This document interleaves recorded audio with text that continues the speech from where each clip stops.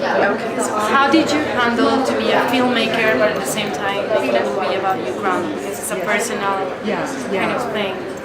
Well, I always have a camera with me, so the family is really used to seeing me with the camera, so they stop. It's normal. Yeah, so they get bored with it, they don't even know it's like that. And I started making this film thinking it was going to be a nice little portrait of my grandmother, and it turned out into something completely different because life was happening in a different way, but I was open to that, so I made a slightly different film. But because it's my family and I have full access, I really love that. And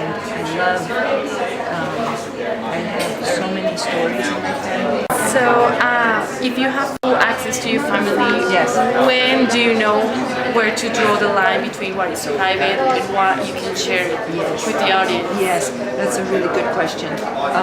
Sometimes you don't know, or at the moment that you're filming, you're thinking, I'm not sure about this. But you film it anyway because you can decide later in the editing. So, for instance, in Yaya, there's a scene where my cousin, who is mentally ill, his pajamas keep opening, his button keeps opening and opening.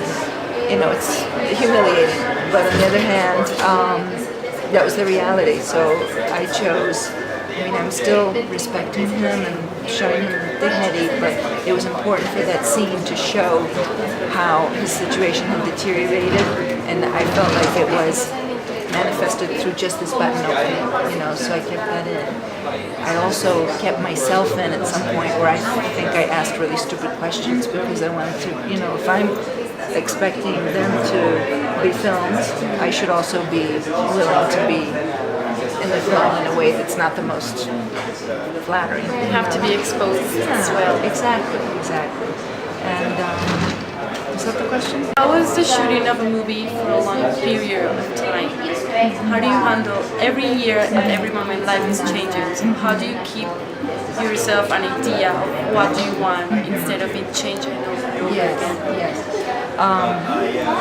Most documentaries don't take place over such a long period of time, but this particular story had that long-term story element. There was a lot of backstory to tell, and then once the actual, I don't know if you've seen the film, but the backstory I had to tell about how my cousin was kidnapped, and then he shows up, and then I started filming then.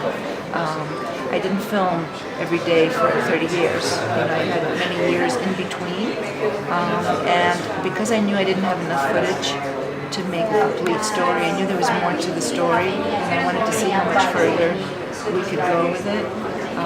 And there was no rush. It was completely independent, so nobody's saying, we need this by. So I never lost interest. I became even more interested, and I just felt like there were many endings, but it never felt like the right one. And I don't know, I just kept, it was fresh for me the whole time.